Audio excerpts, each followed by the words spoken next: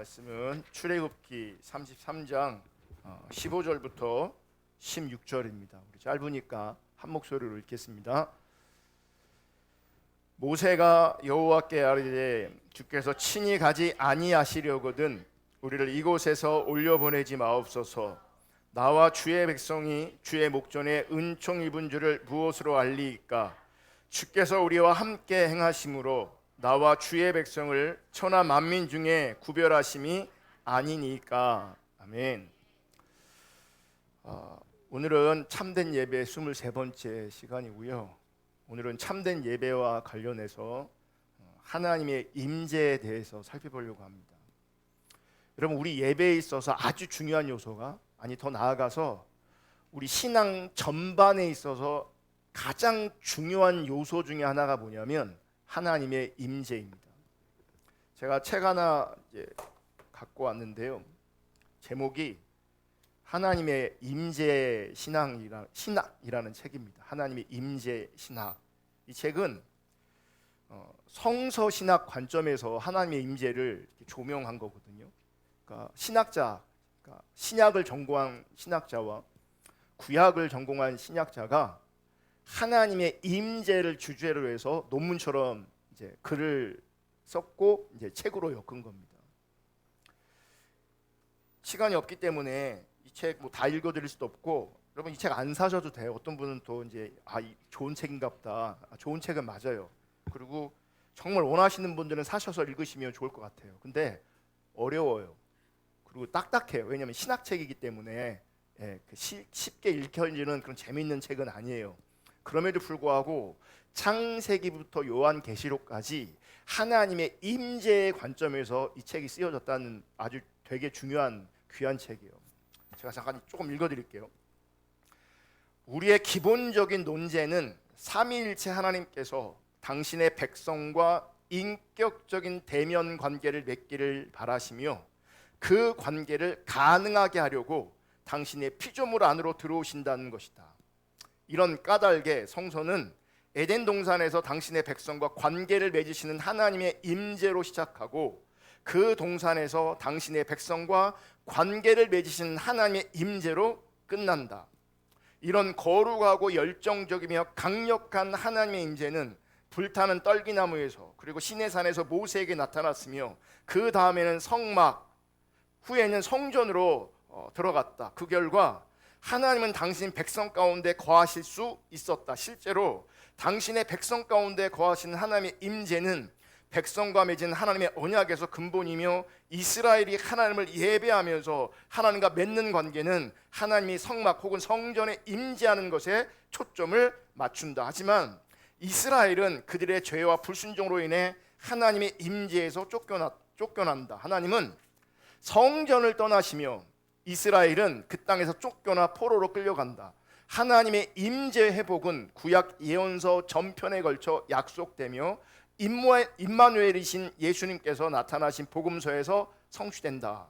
성육신은 하나님의 관계적 임재를 절정에 이르게 한다. 이것이 바로 구약 전체 이야기를 이끄는 주제다 하면서 성경의 핵심 주제가, 그리고 성서 신학의 응집력 있는 그 중심에 뭐가 있냐면 하나님의 임재가 있다라고 하는 거예요. 실제적인 하나님의 임재, 그게 성경의 주제라는 거예요.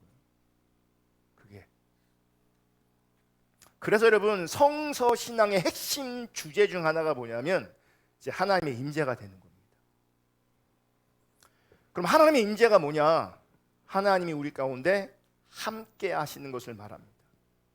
그리고 하나님이 함께 하신다는 말을 하나님의 임재하신다, 하나님이 임재하신다, 혹은 하나님의 임재가 함께한다, 이렇게도 표현하는 거예요. 그러니까 같은 말인 거죠. 하나님이 함께 하신다, 하나님이 임재하셨다, 하나님의 임재가 함께한다, 이게 다 같은 말이라는 거예요. 여러분, 하나님의 임재와 관련해서 아주 중요한 성경이 있는데 출애굽기 33장입니다. 출애굽기 32장에 보면 이스라엘 백성들이 모세가 없는 틈에 애굽에서 섬겼던 금송아지를 만들죠. 그리고 그 금송아지를 향해서 우리를 애굽에서 구원한 여호와다라고 하면서 그 금송아지 앞에 절합니다. 그 이제 우상을 섬기는 거죠. 그렇게 하나님을 배반합니다. 그렇게 하나님을 배역하죠. 그러자 하나님은 그 이스라엘 백성들을 향해서 분노하십니다. 그래서 그들을 모두 멸하시려고 해요. 멸하시려고 합니다. 다행히 모세가 그런 상황 가운데 하나님께 중보기도 합니다. 그래서 모세의 기도를 들으시고요, 하나님께서 그 분노를 돌이키십니다. 어떤 분노요? 다 멸절하려고 하는, 진멸하려고 하는, 그들을 멸하려고 하는 그 분노를 거두세요. 그런데 그 분노는 거둬 가시는데 그럼에도 불구하고 나는 여전히 이스라엘과 함께 가지 않겠다라고 말해요. 왜냐하면 그들이 안 변해 있거든요. 그러니까 지금은 내가 분노를 거둬들이지만 계속 함께하고 있다가는 또 이런 일이 벌어질 거고, 그러면 하나님은 또 뭐 하려고 하겠어요? 그들을 진멸하려고 하겠죠. 또 멸하려고 하겠죠. 나는 이제 더 이상 이거 못한다. 진멸하진 않겠지만 나는 너희들과 함께하지 않겠다. 너희가 함께 가지 않겠다. 이렇게 선언하세요. 이런 상황에서 33장으로 넘어가는데 이제 상황이 달라집니다. 출애굽기 33장 3절에 보면 이렇게 말씀하세요. 다 같이 읽습니다. 시작. 너희는 적과 꿀이 흐르는 땅에 이르게 하려니와 나는 너희와 함께 올라가지 아니하리니 너희는 목이 곧은 백성인즉 내가 길에서 너희를 진멸할까 염려함이니라 하시니. 제가 좀 전에 말씀드렸던 것처럼, 그래, 가나안 땅, 적과 꿀이 흐르는 그 땅 내가 들여보내줄게. 너 가. 근데 나는 함께 가지 않을 거야. 왜 함께 가지 않느냐면 만약 같이 가다가는 내가 너희를 또 진멸할까 염려가 된다. 왜냐면 그들이 하나도 안 변해 있거든요.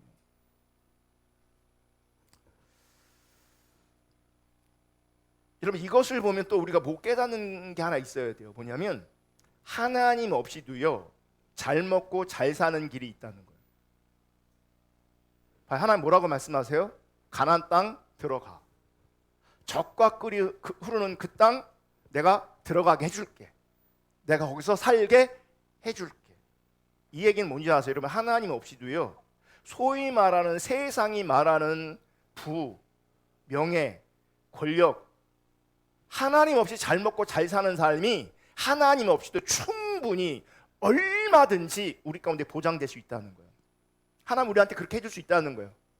하나님이 나와 함께 가진 않지만 부 내가 줄게, 성공 내가 줄게, 명예 내가 줄게, 얼마든지 여러분 주실 수 있다는 거예요. 하나님과 상관없이도, 하나님이 함께 하지 않는데도 불구하고. 그러니까 함께 하지 않는데요, 그랬더니 모세가 또 기도합니다. 그랬더니 하나님은 모세의 기도를 또 들어주십니다. 함께 가지 않겠다라고 했는데 함께 가겠다라고 마음을 하나님께서 돌이키시는 겁니다. 14절 다 같이 읽습니다. 여호와께서 이르시되 내가 친히 가리라. 내가 너를 쉬게 하리라. 안 간다고 하셨다가 다시 가신대요. 내가 친히 갈 것이다. 우리 한국교회에서는요 이런 장면을 보면서 이렇게 설교하는 경향성이 매우 강했어요. 무슨 얘기냐면 모세가 지금 기도했잖아요. 모세가 기도하니까 하나님께서 응답하시잖아요. 그죠? 그러니까 이렇게 가르치는 거죠. 모세가 기도했더니 하나님께서 응답하셨다. 우리가 기도하면 모세처럼 응답하실 테니 우리도 기도하자. 여러분도 기도하십시오. 여러분, 이 본문에서 출애굽기 32장 33장에서 아주 중요한 개념은 뭐냐면 기도란 행위에 있지 않다는 겁니다. 그리고 응답에 있지 않습니다. 그게 핵심이 아니에요. 그게 본질이 아니에요. 진짜 본질은 무엇이냐면 모세와 하나님과의 관계예요. 기도 응답 이전에 중요한 것은 하나님과 친밀한 교제에 있었어요. 보세요. 모세가 기도했어요. 그래서 하나님께서 진멸하려고 했던 것을 거두셨어요. 같이 가지 않을 거야. 모세가 또 기도했더니 같이 가신대요. 왜 이렇게 모세의 기도를 응답하셨던가? 조건이 있어요. 전제가 있어요. 하나님과 친밀한 교제 가운데 있었던 거예요. 모세는 정말 하나님과 바른 관계 가운데 있었던 거죠. 또 하나, 모세의 기도의 핵심은 하나님의 약속과 부합되어 있는 거예요. 뭐냐면 하나님의 뜻이었던 거죠. 하나님 약속하셨던 거예요. 당신의 백성을 당신께서 구원하셔서 출애굽시키셔서 가나안 땅에 들어가게 하신다는 것이 하나님의 뜻이었고 원래 하나님의 약속이었어요. 그러니까 모세는 하나님의 친밀한 관계 안에서 하나님의 뜻을 상기시킨 거예요. 하나님의 약속을 상기시킨 거예요. 그래서 하나님께서 모세의 기도를 들으시고 응답하신 것이지, 기도했더니 응답했다 이게 아니라고요. 여러분, 우리가 기도해도 응답되지 않는 게 되게 많을 겁니다. 왠지 아십니까? 바른 관계에 있지 않기 때문에, 또 하나는 내 뜻을 구하기 때문에 그래요. 우리가 하나님과 바른 관계 가운데 있고 하나님의 약속의 근거에 하나님의 뜻을 구하면 하나님 반드시 응답하시고 역사하십니다. 아멘. 그러니까 하나님이 지금 돌이키시지 않아요. 모세의 얘기를 들으시고, 모세의 얘기를 들으시고 돌이키신다고요. 여러분, 기도하는 바가 있잖아요. 그죠? 그게 나를 근거로 해서 기도하면요, 그럼 백날 기도해도 응답되지 않고요, 응답돼도 의미도 없습니다. 근데 정말 내가 어떤 부분에 있어서 응답이 필요하다면 전제가 뭔지 아십니까? 여러분, 하나님을 찾아야 되고요, 하나님과 관계를 아름답게 회복하셔야 합니다. 그게 전제입니다. 어떤 사람 자식을 위해 기도하거든요. 근데 내가 하나님하고 상관없는 자리에 있어. 내가 하나님을 몰라. 그럼 내 기도를 왜 들어주냐고요. 여러분, 세상에서도요, 내 얘기를 들어주는 사람은 친한 사람이에요. 아무나 내 얘기를 들어주지 않아요. 내가 누군가한테 뭔가 부탁한다고 그 사람이 다 들어주지 않지요. 어떤 사람의 부탁을 들어줍니까? 친한 사람의 부탁을 들어줘요. 그래, 안 그래요? 그죠? 전제가 그러면 하나님 친하셔야 돼요. 하나님 친하셔야 된다고요. 우린 친하지도 않으면서 구해요. 응답을 구해요. 또 모세는 하나님의 뜻을 구했다고요. 자기 뜻 구하지 않았어요. 우리는 내가 기도하는 대부분이 자기 뜻의 근거예요. 내가 기도하는 대부분이 자기 중심을 근거로 해요. 그래서 하나님이 가만히 계시는 거예요. 들어줄 수가 없는 거예요. 들어주면요, 더 인생이 망가지거든요. 그 신앙이 더 망가지거든요. 제가 보면 정말 하나님이 내 안에 살아계시고 내가 하나님 사랑하는 자리에 있으면 그 어떤 것들이 나에게 영향력을 끼칠 수가 없어요. 그런데 은혜로 우리 가운데 부가 주어지지 않아요. 그 부 때문에 우리는 하나님을 잃어버릴 수 있어요. 은혜로 성공이 주어질 수 있고 하나님 분명히 주셨어. 근데 그 성공 때문에 내가 하나님을 떠날 수도 있어요. 그러니까 함부로 하나님께서 우리 기도 응답해 줄 수가 없는 거예요. 원해? 줘볼까? 주면 그 인간이 하나님을 떠난다고요.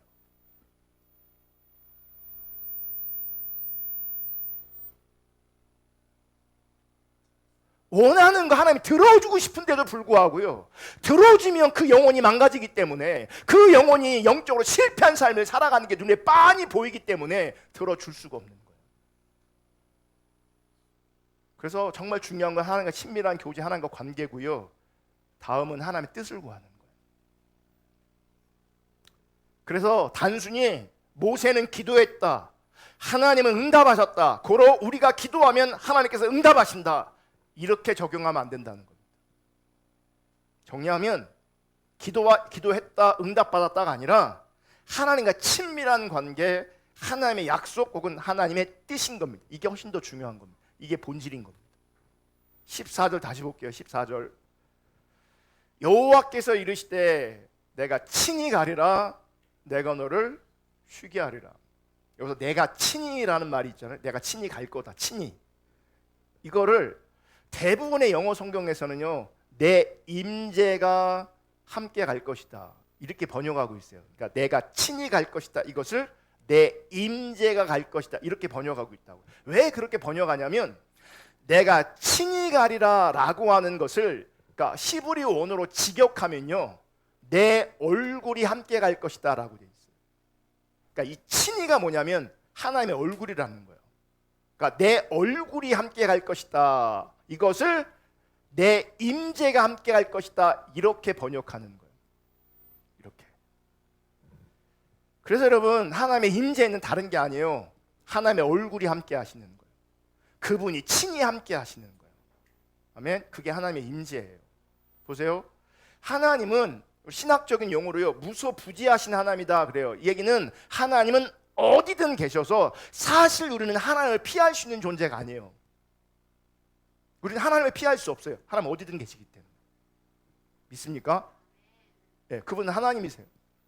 그래서 우리가 이해되지는 않지만 하나님은 어디든 계세요. 내가 피할 곳이 없어요. 도망할 곳이 없다고요. 그런데 하나님은 동시에 하나님의 특별한 임재로 하나님의 백성들과 함께 하세요. 그러니까 어디든 계시지만 하나님은 하나님의 백성들 가운데 특별히 임재하기를 원하세요. 이게 하나님의 뜻이고 이게 하나님께서 원하시는 바예요. 그러니까 우리가 하나님 살아계셔라고 인정하는 게 중요한 게 아니고요, 그 살아계신 그 하나님이 나와 함께 하시는 것이 중요한 것이고 나와 함께 하심을 내가 인식하는 게 중요한 거라고요. 그래서 하나님은 하나님의 백성 가운데 함께 하시고 하나님과 동행하시면서 놀라운 일을 행하시고 놀라운 일을 이루실 때에 그것을 하나님이 임재하셨다, 하나님 우리 가운데 함께하고 계신다, 이렇게 표현하는 거예요. 아멘. 출애굽기만 하더라도요, 불기둥 구름기둥 이런 게 나오잖아요. 신기한 일이다 이게 아니고요, 불기둥 구름기둥 이런 것이 하나님의 임재의 상징인 거예요. 그러니까 본질이 뭐예요? 하나님이 우리 가운데 일하고 계신다, 하나님 우리 가운데 함께하고 계신다, 이게 본질인 거예요. 시간이 없어서, 그래서 여러분 하나님의 임재는 하나님의 백성에게 주신 고유한 특권이고요, 그 특권을 누리고 있는 사람이 참되게 신앙생활하고 있는 겁니다. 참되게. 그러니까 예수 믿는 사람들 당연한 것이고 교회를 다니지 않는 사람들도 많은 경우요, 하나님의 존재를 인정하는 사람들이 되게 많습니다.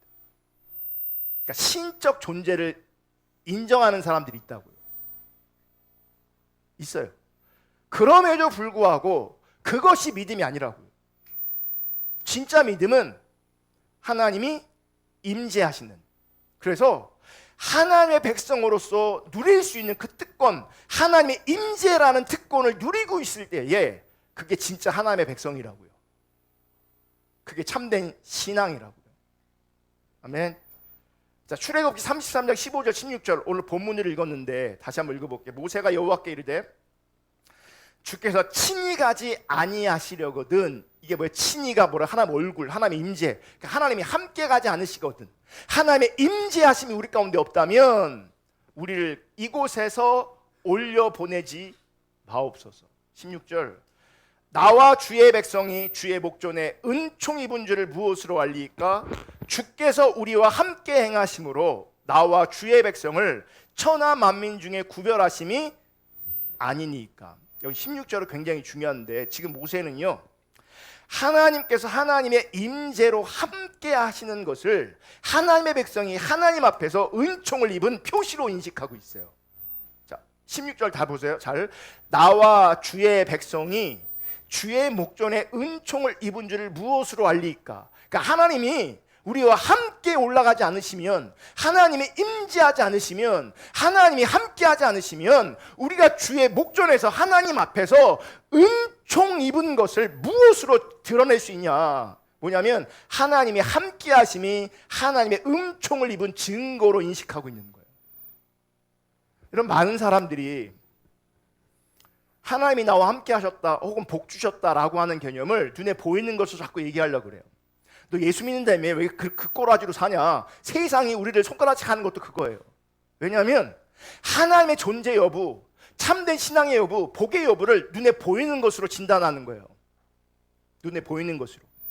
근데 모세는 가난이 아니었고 세상의 부와 성공이 아니었고, 모세는 하나님의 은총 입은, 하나님의 은혜 입은 증거가 뭐였냐면 다른 거 아니에요. 하나님의 함께 하심이에요. 하나님의 임재였어요. 그게 가장 큰 복이었어요. 그게 가장 큰 은혜로 모세는 인식했어요. 모세는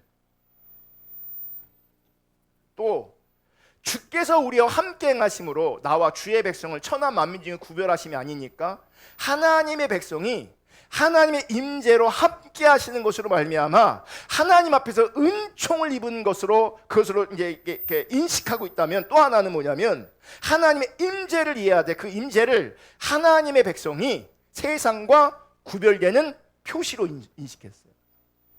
그러니까 하나님이 함께 하시는 것을 가장 큰 은혜라고 인식했고 가장 큰 은혜로 인식했고, 또 하나 그 하나님의 임재하심이 세상과 구별되는 거라고 했어요. 근데 보세요, 하나님이 함께하지 않으시면 하나님의 은혜가 없는 거고, 하나님이 함께하지 않으시면 세상과 구별되지도 않는 거예요. 그럼 우리 가운데 가장 소중한 게 뭐겠어요? 하나님의 임재, 하나님이 함께하시면. 그럼 우리가 뭘 추구하며 무엇으로 살아야 되는 거냐고요. 하나님의 임재예요. 하나님이 함께하시며. 가나안이 아니라고요. 가나안의 풍요가 아니라고요. 이 땅에서 행복이 아니라고요. 하나님의 임재라고요. 그래서 예수님도 마태복음 28장 20절에서 제자들에게 내가 너희와 함께 할 것이다 이렇게 말씀하시죠. 마태복음 28장 20절 다시 읽습니다. 시작. 내가 너희에게 분부한 모든 것을 가르쳐 지키게 하라. 볼지어다 내가 세상 끝날까지 너희와 항상 함께 있으리라 하시니라. 항상 끝까지 영원토록 내가 너와 함께 할 것이다, 임재할 것이다, 이렇게 약속하시는 거예요. 여러분, 성경이 말하는 하나님의 임재는 우리 마음에서 그렇게 여기는 것을 말하는 게 아니에요. 우리는 그런 게 있거든요. 돌아가신 부모님이 나와 함께 하셔, 그런 생각들이 있어요. 내 마음에, 내 안에 있어. 아니, 그건 내 안에 있는 게 아니라 그냥 내 기억에, 내 생각 안에 있는 거예요. 그분들은 우리랑 함께 할 수가 없어요. 그러니까 하나님 말고요, 이 땅에 사람이, 죽은 사람이 나와 어떻게 함께 할 수 있겠어요? 죽으면, 여러분 기억하세요, 죽으면 인생은 끝이에요. 인생은 끝이에요. 그런데 우리가 이제 귀신으로, 이제 이 조상이 귀신으로 이제 돌아온다고, 귀신처럼 귀신이 돼서 온다, 그거 다 거짓말이에요. 그거 다 비성경적인 거예요. 영적인 존재를 우리가 부인하지 않지만요, 사람이 귀신으로 돌아오지 않아요. 그런 일은 없어요. 아멘. 그러니까 사람은 죽으면 끝이에요. 우리랑 끝이에요. 아멘. 그러니까 그분을 내가 기억할 수는 있어요. 그럼에도 불구하고 그분이 나와 함께 할 수는 없어요. 만화 같은 거 보면, 영화 같은 데 보면 그러잖아요. 막 주인공이 막 어려운 순간에 어려운 순간에 갑자기 아버지가 나타나. 아들아! 그럼 그때 막 힘 얻어갖고 막 뭔가 이제 이기고 막 그러잖아요. 예, 그거 다 거짓말이에요. 예, 죽은 사람은 우리 가운데 함께 할 수 없어. 우리가 그렇게 여기고 싶은 거지. 여기고 싶은 거예요. 그런 일 없어요. 성경이 말하는 하나님의 임재는 하나님이 나와 함께 하실 거야 라고 여기는 게 아니고요, 실제로 함께 하시는 거예요. 하나님이 실제로 함께 하시는 거예요. 아멘. 그래서 하나님의 임재는 하나님께서 하나님의 백성들에게 주신 특권이라고 말하는 거예요. 특권. 그리고 그 하나님의 임재는 하나님과 세상을 구별하는 표시가 되기도 하는 겁니다. 내가 왜 세상과 뭘로 구별되는 거냐? 하나님의 임재밖에 없어요. 종교적 모양으로 세상은 구별하지만 하나님은 그런 식으로 구별하지 않아요. 그래서 교회를 다녀도요, 세상을 사랑하면 너 왜 내 원수야 그래요. 구별되지 않는 거죠. 교회를 다녀도 세상을 사랑하면 하나님의 원수라고요. 하나님과 상관없는 거라고요. 하나님의 임재만이 하나님의 백성으로 드러나는 거예요. 세상과 구별되는 거예요. 그래서 하나님의 임재는요, 하나님의 백성들에게 주신 가장 소중한, 가장 가치 있는, 가장 큰 은혜의 선물이 되는 거예요.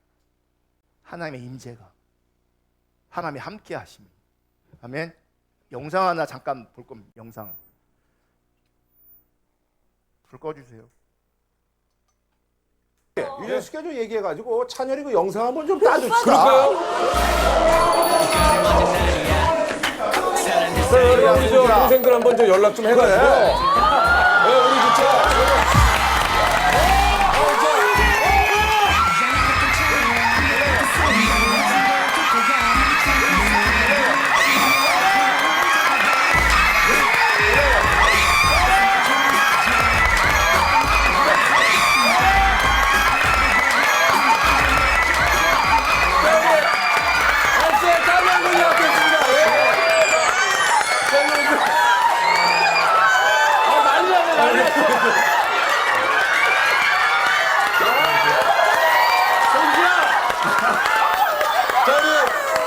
가찬열! 가찬열! 자, 우리 소녀들, 악수 좀 해줘, 악수. 일단 악수 해요. 악수 좀 해줘, 악수.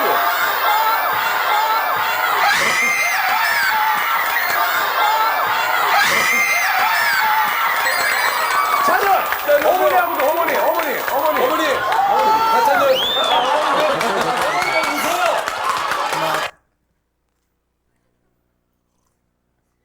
제가 이거 왜 보여주는지 아세요?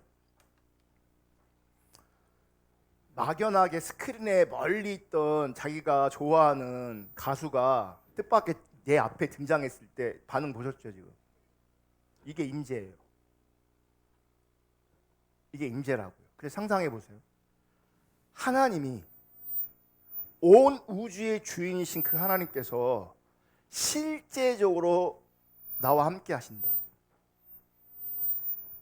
라고 했을 때 그럼 저런 반응이 나와야 되지 않겠습니까? 우리 삶이 왜 안 변하는지 아십니까? 하나님이 저렇게 실제로 인식되지 않는 거죠. 아니 좋아하는 사람이 내 앞에 등장해도 지금 난리가 나는데 막 지금 눈물 흘리고 막 그러잖아요. 지금 어찌할 바를 모르잖아요. 그죠? 하나님은 이렇게 실제적으로 나와 우리와 함께 하기를 원하신다고. 그래서 하나님의 임재는 실제인 겁니다. 실제. 거짓 신앙의 문제 중에 하나가 뭐냐면 교리가 인격체를 대체하는 거예요. 그래서 오늘날 많은 성도들이요 하나님의 임재를요 교리적으로 받아들이는 거예요.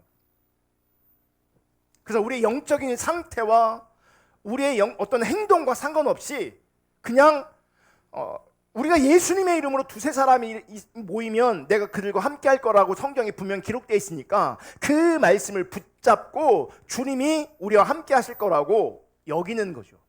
그 여기는 것을 우리는 뭐라고 하냐면 믿는다라고 말하는 거예요. 그래서 예수님께서 두세 사람이라도 예수님의 이름으로 모이면 예수님이 함께 계시다고 약속하셨으니 그분이 우리 가운데 함께 계신 줄 믿습니다. 이렇게 얘기하는 거예요. 이렇게 기도하는 거예요. 교리적으로 믿는 거죠. 교리적으로 받아들이는 거죠. 문제는 뭔지 아세요? 이런 하나님의 실제가 없는 거예요. 이런 하나님의 실제. 하나님의 임재는 단순히 교리 지식이 아니고요. 실제적인 겁니다. 이 얘기 뭔지 아세요? 하나님의 임재는요. 사람들이 인식할 수 있는 거예요. 우리는요. 아까 영상에서 봤던 것처럼 우리는 하나님을 그렇게 인식을 못해요. 못해요. 정말 조금 인식하는 거예요. 조금. 그래서 우리가 하나님을 찾아야 돼요. 그래서 우리는 다 대부분의 사람들이 하나님의 인식이 안 되니까 하나님의 인식이 안 되는 것이 문제없는 것처럼 우리 가운데 다가온다고요. 왜냐하면 나만 그런 게 아닌 것 같아. 다 그런 것 같아. 그러니까 문제의식이 없어요. 한 반에 시험을 봤는데 얘는 20점, 얘는 30점, 얘는 20점, 얘는 30점, 얘는 40점, 얘는 20점 다 그래. 그러면요 경각심이 없어요. 경각심이 없어요. 왜냐면 다 그러니까. 다. 오늘날 우리 시대 문제는요.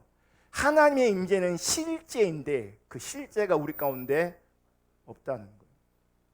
로이드 존스 목사님이 그분이 쓴 부흥이라는 책에 하나님의 임재를 이렇게 설명합니다. 잘 들으세요. 진실로 첫 번째 요점은 교회가 하나님의 임재를 의식하게 되고 자기들 가운데 그 능력을 의식하게 된다는 것입니다. 뭐라고요? 의식하게 된다.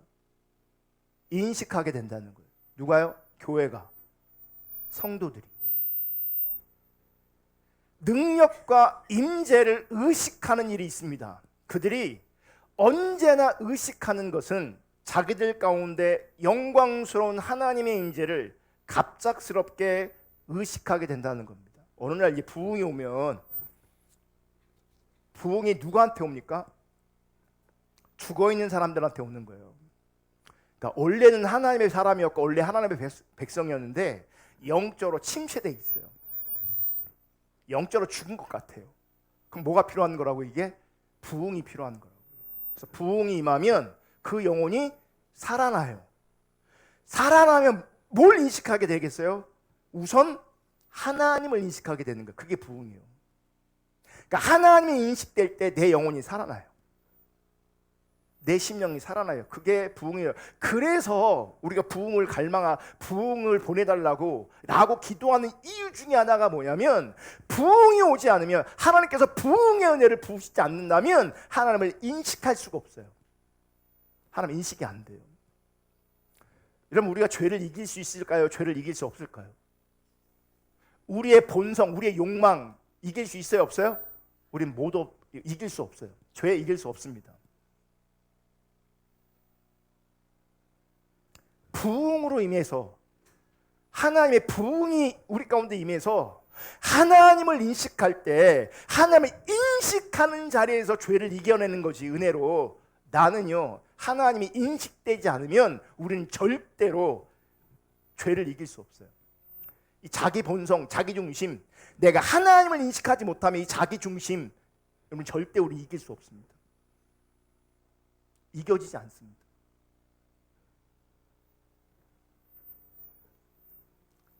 그들이 언제나 의식하는 것은 자기들 가운데 영광스러운 하나님의 임재를 갑작스럽게 의식하게 된다는 것이다. 어느 날 갑자기 은혜로 하나님께서 임하셔서 그분을 인식하게 되는 거예요.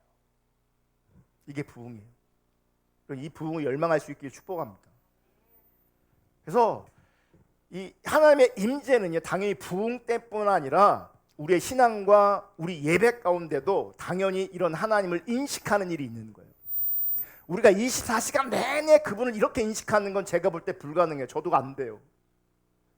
적어도 여러분 예배할 때 그분이 인식되셔야 돼요. 예배 가운데 하나님이 우리 가운데 임재하셔야 돼요. 근데 예배 때에도 내가 하나님의 임재를 누리지 못한다, 하나님의 임재라는 그 실제가 예배에서도 드러나지 않는다라고 하면 내 삶의 자리에서는요 더 어려워지는 겁니다. 에이든 토저 목사님이 예배인가 쇼인가라는 책에서도 이렇게 말씀합니다. 하나님의 임재는 기독교의 핵심 진리이다. 기독교의 메시지의 핵심에 계신 하나님은 그분의 구속받은 자녀들이 그분의 임재를 명확히 의식하기를 원하시는 하나님이시다. 하나님의 뜻이, 하나님 원하시면 뭔지 아세요? 우리가 하나님의 임재를 명확하게 인식하기를 원하신다. 그게 신앙이에요. 그러나 안타깝게도 현재 유행하는 기독교는 그분의 임재를 단지 이론으로만 알고 있다. 따라서 그분의 임재가 현재 신자들에게 실현될 수 있다는 그들만의 특권을 강조하지도 않고 우리의 영적 주의가 하나님의 면전에 있다고 말로만 가르칠 뿐 그분의 임재를 체험해야 할 필요성에 대해서는 침묵합니다. 그러니까 하나님의 임재가 뭔지를 모르는 거예요. 여러분 이건 안타까운 얘기인데요.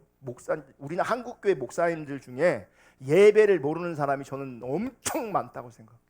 이 얘기 뭔지 아십니까? 예배 가운데 임재하시고 함께 하시는 그 하나님을 맛본 적이 없는 거예요. 예배가 뭔지를 몰라요. 그분들 예배를 인도하거든요. 예배 핵심인 설교를 하고 있거든요. 근데 예배가 뭔지를 몰라요. 예배가 뭔지 몰라요. 여러분 제가 정말 이게 흔한 그림이에요. 부교육자는 찬송을 인도하고 있어요. 목사는 예배 이제 시작 전에 강제상에 의자에 이렇게 앉아 있어요. 찬양 안 해요. 그냥 까딱까딱 이러고 있어요. 예배를 모르는 거죠. 제가 여기 의자 안 갖다 놓은 이유 중에 하나가 있어요. 저는 예배를 인도하는 사람이 아니라 예배하는 사람이에요. 그리고 다른 사람이 예배를 인도하면요 저는 똑같이 예배해요. 앉아서 하나님 바라보면서.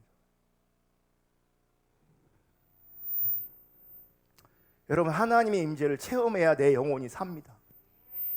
하나님의 임재는 이론이 아닙니다. 실제입니다. 그래서 하나님의 백성들이 혹은 교회가 아무리 많은 세상적인 부와 명예를 얻었다 할지라도 또 아무리 많은 소위 하나님을 위한 사역을 하고 있다고 하더라도 아무리 많은 프로그램이 돌아간다고 할지라도 하나님의 임재를 잃어버렸으면 그것은 모든 것을 잃어버린 거예요. 모든 것을. 그래서 여러분, 하나님의 임재가 우리 가운데 거치면 하나님의 생명이 우리 가운데 거치는 것과 똑같은 겁니다. 왠지 아세요? 우리에게 생명은 하나님이에요.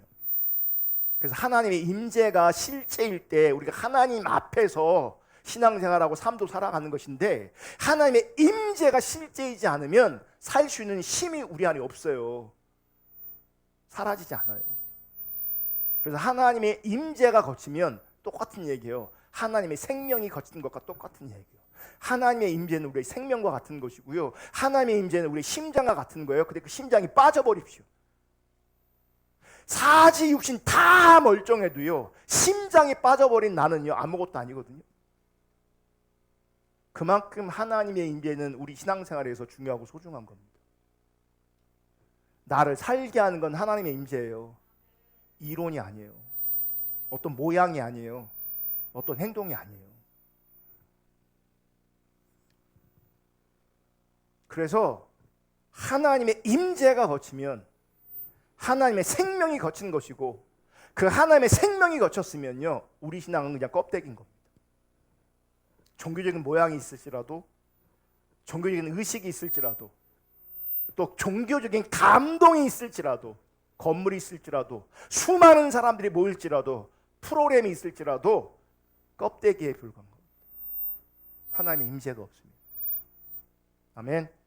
문제는 하나님의 임재가 거칠 수 있다는 거고요, 성경의 역사를 보면요 분명히 성경의 핵심 주제는 하나님의 임재임에도 불구하고 인간들은 그 하나님의 임재를 항상 잃어버리고 있다는 거예요. 죄 때문에. 그래서 하나님의 임재는 항상 대부분이 거쳐 있었어요. 왜 하나님의 임재가 거치나? 하나님의 백성이 하나님을 떠나면 하나님의 임재가 거친 겁니다. 이거는 구약, 신약 전체를 통해서 볼 수 있는 겁니다. 여기도 아까 그런 표현이 나왔는데, 하나님은 성전을 떠나시며, 그러면서 가로치고 에스겔 돼 있거든요. 그러니까 에스겔에 보면 하나님이 왜 그들을 떠나셨는가가 나와요. 그리고 어떻게 떠나시고 있는가가 나와요. 에스겔 10장 4절. 여호와의 영광이 구름에서 올라와 성전 문지방에 이르니 구름이 성전에 가득하며 여호와의 영화로운 광채가 뜰에 가득하였고, 이게 뭐냐면 지금 성전에 지성소에 하나님의 영광의 임재로 함께 하신 것을 말하고 있는 거예요. 지금 함께 하고 있어요. 하나님의 임재가, 하나님의 영광이. 그런데 18절, 19절, 여호와의 영광이 성전 문지방을 떠나서 그룹들 위에 머무르니 그룹들이 날개를 들고 내 눈앞에 땅에서 올라가는데 그들이 나갈 때 바퀴도 그 곁에서 함께하더라. 그들이 여호와의 전으로 들어가는 동문에 머물고 이스라엘 하나님의 영광이 그 위에 덮였더라. 11장 22절 23절. 그때 그룹들이 날개들을 드는데 바퀴도 그 곁에 있고 이스라엘 하나님의 영광도 그 위에 덮었더니 여호와의 영광이 성읍 가운데서부터 올라가 성읍 동쪽 산에 머무르고. 지금 뭐 얘기하는 거냐면, 예루살렘 성정 지성소에 머물러 있던 그 하나님의 영광이 지성소를 떠나 성전 문지방으로 넘어가고요, 성전 문지방에서 예루살렘 동문으로 넘어가고요, 예루살렘 동문에서 성읍 동쪽 산으로 하나님 임재가 떠나고 있는 것을 지금 묘사하고 있는 거예요. 하나님의 임재가 함께하고 있다가 점점 하나님의 임재가 멀어지고 떠나가고 있는 걸 보여주고 있는 거라고요. 지금 여러분, 하나님의 영광의 임재가 예루살렘 성전에 있었는데 하나님의 백성들이 하나님을 떠나자 그 성경 중심에 있던 그 하나님의 영광이 떠나는 거죠. 그럼 보세요. 예루살렘 성전에 하나님의 영광이 있었는데 그게 영광이 떠난단 말이죠. 그러면 더 이상 그건 성전이 아니에요. 그건 성전이 아니에요. 여러분, 우리에게 하나님의 임재가 떠나면 그럼 어떻게 되는 거예요? 성도가 아닌 거죠. 똑같은 거예요. 그래서 예레미야 7장 4절에서 이렇게 말해요. 너희는 이것이 여호와의 성전이라 여호와의 성전이라 여호와의 성전이라는 거짓말을 믿지 말라. 왜 이렇게 말할까요? 지금 하나님의 영광이 성전에 떠났어요. 하나님의 임재가 떠났다고요. 그러니 지금 예루살렘 성전은 성전이 아니에요? 성전이 아니죠. 그래서 하나님의 관점으로 예레미야가 이것이 여호와의 성전이라, 여호와의 성전이라, 여호와의 성전이라 하는 거짓말을 믿지 말라. 이건 성전 아니다라 말하는 거예요. 그런데 보세요. 예루살렘 시대에 유다 백성들이 사실은 하나님을 떠나 있음에도 불구하고 자기들이 하나님을 떠난 줄도 모릅니다. 그래서 하나님의 영광의 임재가 하나님의 성전에서 거친 거죠. 하나님의 임재가 하나님의 백성들 가운데서 거친 거예요. 문제는 이 유다 백성들이요, 하나님의 영광의 임재가 자기들에게 거친 것을 모른다는 거예요.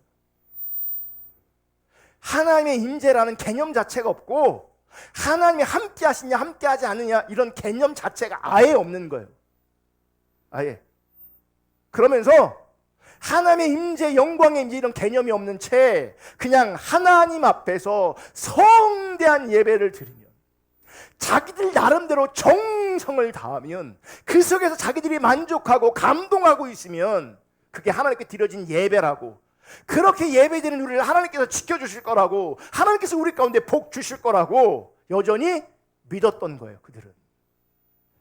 그러니까 아무리 성대한 예배를 드리고 그 안에서 아무리 감동이 있고 은혜를 받는다고 할지라도, 정성을 들일지라도, 나름은 하나님께서 우리 가운데 함께 하신다, 하나님 우리를 지켜준다라는 믿음이 그들 가운데 있을지라도 하나님 앞에서는요, 그 모든 것들이 사실은 아무런 의미가 없는 거예요. 아무런 의미가 없어요. 도리어 하나님의 영광의 임재가 그들에게 거치자 하나님의 백성들에게 찾아온 것은, 끝내 찾아온 것은요, 하나님의 심판이었어요. 그 심판도 결국은요, 그 하나님의 임재를 회복하려고, 하나님이 그들에게 돌아가려고, 그들이 내게 돌아오게 하려고 심판하시는 거예요. 그들이 하나님을 떠나자 하나님의 임재가, 영광이 거치자.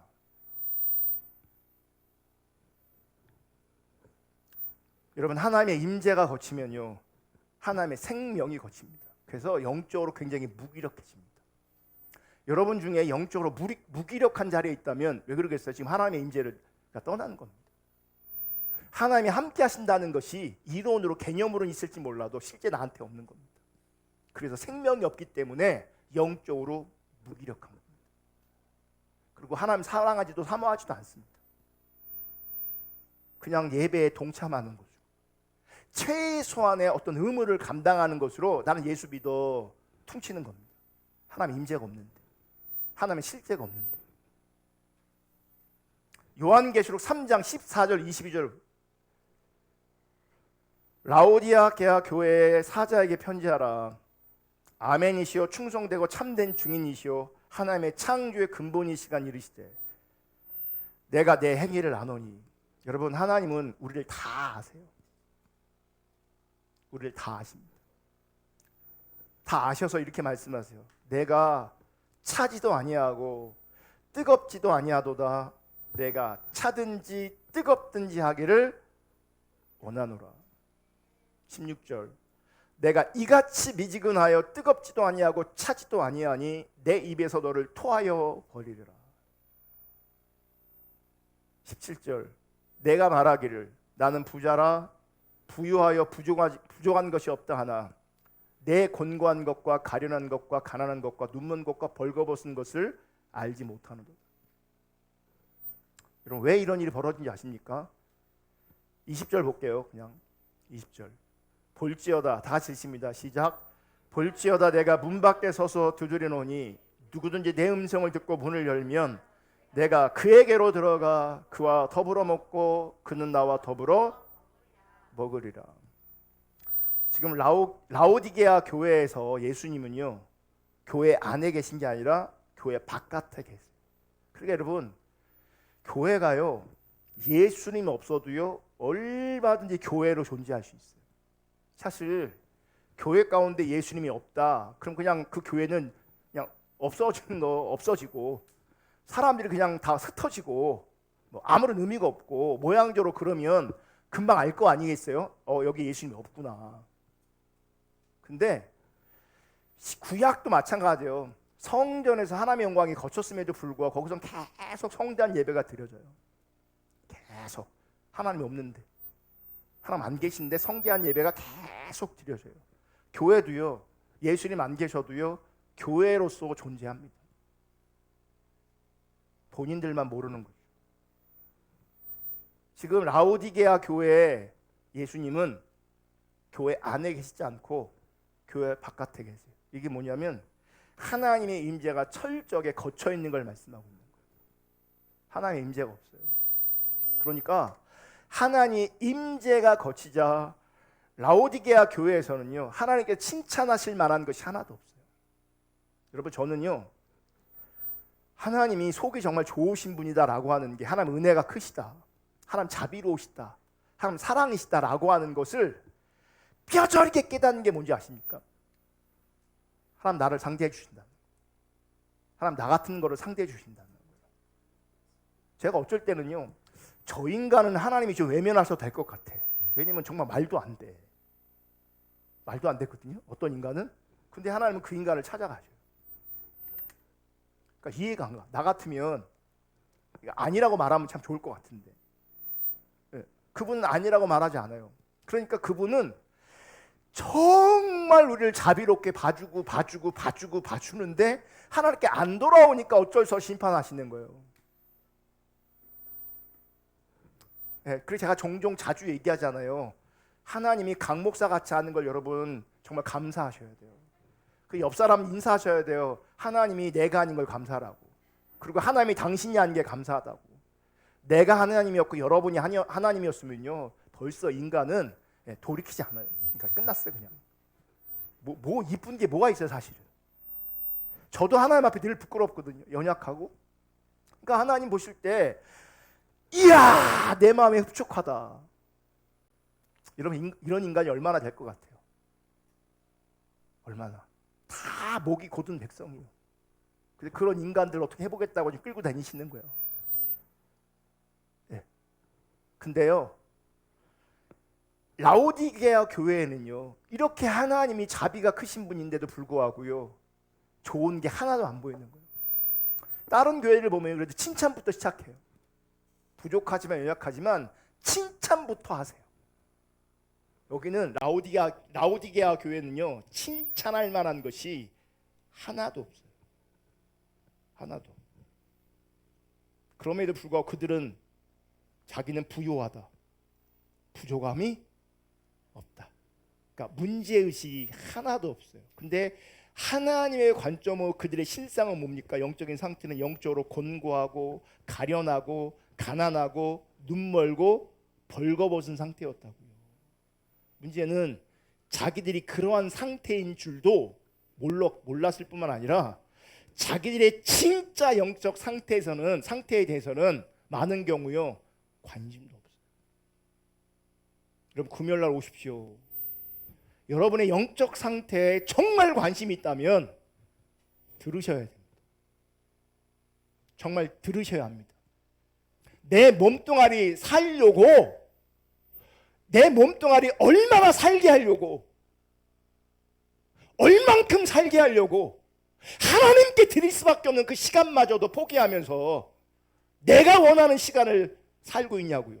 그게 영적으로 공고한 자리에 있는 것인데, 그게 진짜 가련한 자리에 있는 것인데, 그게 진짜 가난한 자리에 있는 것인데, 그게 눈먼 자리에 있는 것인데, 그게 벌거벗은 자리에 있는 것인데 관심도 없다고요. 진짜 많은 사람들이 하나님 찾는 것에 대해서 관심도 없어요. 관심도 없어요.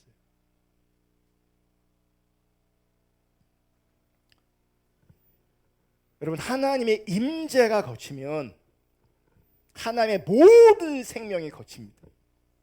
그래서 성경이 말하고 있는, 그리고 하나님이 원하시는 진정한 믿음, 진정한 거룩, 영적 분별력, 의의 행실, 이 모든 것들이 하나님의 생명인데 하나님의 임재가 거치면 믿음, 거룩, 분별력 다 상실되어지는 겁니다. 하나님이 없으니까. 하나님의 임재가 거쳐 있으니까. 여러분, 정말 조심할 게 뭔지 아십니까? 하나님의 임재가 만약 나한테 거쳐 있다. 팁을 하나 드릴게요. 당연히 하나님 회복해야 돼요. 근데 하나님 회복하는 게 쉬운 게 아니거든요. 하나님의 임재를 회복하는 게 여러분 결단코 쉬운 게 아니에요. 왜냐하면 내가 하나님을 떠났다라고 인식하는 그 자리는요, 조금 떠난 게 아니라 많이 떠나 있어요. 정말 많이 떠나 있어요. 그래서 거기서 돌아오는 게, 거기서 하나님의 임재를 회복하는 게 결코 쉬운 게 아니에요. 여기서 중요한 게 있어요. 하나님의 생명이 거쳐 있는데 자기 중적인 자리에서 내가 원하는 것을 선택하고 있잖아요. 그 선택하는 것들이 나를 더 주님께 돌아오지 못하게 만들어요. 더 강박하게 만들어요. 여러분, 정말 하나님께 관심이 있다면, 하나님의 임재에 관심이 있다면, 하나님의 생명에 관심이 있다면, 하나님 없는 내가 뭔가를 선택하는 건요, 저주예요. 가만히 계세요. 우선 하나님을 찾아야 돼요. 우선 하나님 찾아야 돼요. 하나님 없는 자리에서 하나님의 임재를 회복하지 않는 그 자리에 내가 뭔가를 선택한다. 그건 굉장히 위험한 겁니다.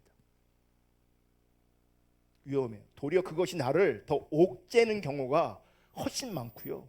사실은 선택할 때는 나의 행복을 위해서, 나의 안위를 위해 선택하지만 결국은 그것이 나를 더 고통스럽게 만드는 경우가 훨씬 더 많습니다. 눈으로는 고통스럽지 않을지 몰라도요, 영적으로는요, 주님께 더 못 나아가도록 나를 짓누르고 있습니다. 여러분, 하나님의 임재를 소중히 여길 수 있기를 주님의 이름으로 축복합니다. 그래서 성경을 보면 남은 자들, 하나님의 사람들은요, 하나님의 임재를 소중히 여겼어요. 그래서 그들은 남은 자를 통한 하나님의 임재가 계속 이렇게 내려오는 거죠. 그래서 그 하나님의 임재가 얼마나 소중한지, 얼마나 큰 하나님의 은혜인지를 보이고, 또 하나 그 남은 자들 가운데 하나님 임재하심으로 말미암아 이게 참신앙이다, 이게 세상과 구별되는 거다라고 하는 것을 이 남은 자들을 통해서 하나님의 임재를 소중히 여기는 그 남은 자, 그 소수의 하나님의 사람들을 통해서 그 하나님의 임재가 맥을 이어가고 있는 겁니다. 하나님의 사람들은요, 정말 하나님의 임재를 소중히 여겼어요. 여러분, 그 하나님의 임재를 여러분도 정말 소중히 여길 수 있기를 주님의 이름으로 축복합니다. 좀 더 준비한 게 있는데 다음 주에 이어서 하고요, 우리 찬양하고 기도하겠습니다.